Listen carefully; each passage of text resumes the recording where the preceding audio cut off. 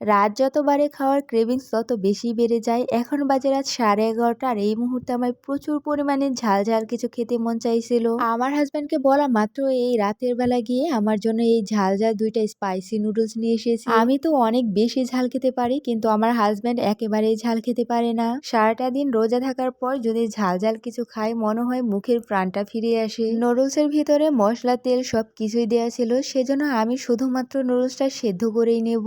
আমরা সাধারণত যেভাবে মরিচ পেঁয়াজ দিয়ে নুডলস রান্না করি, এই নুডলসটা ঠিক অন্যভাবে রান্না করতে হবে। এই নুডলসটা খুবই অল্প সময়ে রান্না করা যায়, শুধুমাত্র সেদ্ধ করে মশলা দিয়ে দিলেই হয়ে যায়। আমাদের দুজনের জন্য এখানে 2টা নুডলসই রান্না করতেছি। এখানে খুবই অল্প পরিমাণে পানি দিয়েছিলাম, যাতে করে সবটুকু পানি দিয়ে নুডলস গুলো সেদ্ধ হয়ে যায়। একটা নুডলসের ভেতরে 4টা করে মশলা ছিল, একটার মধ্যে তেল ছিল, আরেকটার মধ্যে সব ধরনের মশলা ছিল। আমার নুডলস গুলো যেহেতু সেদ্ধ করা প্রায় হয়ে গেছে, এই মুহূর্তে আমি তেল এবং যে মশলাগুলো ছিল সেইটা দিয়ে দিলাম। আমার হাজবেন্ড আজকে যে নুডলস গুলো এনেছিল এইগুলো কিন্তু 3 স্পাইসি, এইগুলো খেতে খুবই ঝাল হয়। 2টা নুডলস এর ভেতরে যতটুকু মশলা ছিল সবটুকু মশলাই আমি নুডলস এর মধ্যে দিয়ে দিয়েছি। আমার কাছে যে কোনো নুডলসই হোক না কেন, সেখানে যদি সয়া সস আর টমেটো সস না দিই তাহলে আমার কাছে খেতে সেটা একটুও ভালো লাগে না। আমি এখানে কিছুটা পরিমাণে সয়া সস এবং 1 চামচের মতো টমেটো সস দিয়ে ভালোভাবে সবকিছু একসাথে মিশিয়ে নিচ্ছিলাম। আর এই তো তৈরি হয়ে গেছে আমাদের এত রাতের স্পাইসি নুডলস। আমার হাজবেন্ড যেহেতু ঝাল খেতে পারে না, সেজন্য নুডলস এর ভিতরে যতটুকু ঝাল ছিল অতটুকু ঝালই দিয়েছি।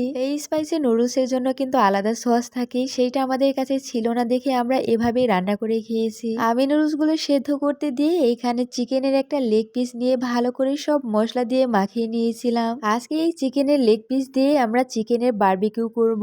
আজকে যেহেতু 2টা স্পাইসি নুডলস করেছি, সেজন্য এখানে আজকে একটা লেগ পিসই নিয়েছিলাম। নুডলস গুলো রান্না করতে করতে অপর পাশ দিয়ে আমার এই লেগ পিস ম্যারিনেট করাও হয়ে গিয়েছে। একটা প্যানের মধ্যে আমি পর্যাপ্ত পরিমাণে সরিষার তেল দিয়ে দিয়েছিলাম, সেই তেলের মধ্যে আমি এই চিকেনের বারবিকিউটা দিয়ে দিয়েছি। আমাদের নুডলস খেতে খেতে সে পর্যন্ত আমাদের চিকেনের বারবিকিউটা রান্না করা হয়ে যাবে। আমি তো এমনিতেও রাতের বেলা খেতে খুবই পছন্দ করি, সেই সাথে আমার হাজবেন্ডও এখন অ্যাড হয়েছে, সেও খুবই পছন্দ করে রাতের বেলা এইরকম মজার মজার জিনিস। লেগ পিসের নিচের দিকটা ভাজা হতে হতে উপরের দিকে আমি সরিষার তেল ব্রাশ করে দিচ্ছিলাম। রাতের বেলা এরকম মজার মজার জিনিস রান্না করতেও ভালো লাগে। আমরা যেহেতু সব সময় এরকম জিনিসই রান্না করে খাই, সেজন্য আমরা আগে থেকে বাসায় সব ধরনের মশলা এনে রেখে দিই। এই চিকেনের লেগ পিসটা আমি নিচের দিকটা প্রায় 2 মিনিটের মতো করে ভেজে নেব। আর এভাবে করে 2-3 মিনিট করে ভাজতে ভাজতে আমি এটা প্রায় 12 মিনিটের মতো ভেজে নিয়েছি। আর এই তো আমার তৈরি হয়ে গেছে ঝটপট চিকেনের বারবিকিউ। একটা রেসিপি রান্না করতে করতে অপর একটা রেসিপি রান্না করার জন্য সবকিছু রেডি করে রেখে দিয়েছিলাম, তারপরে সেইটা রান্না করা হয়ে গেলে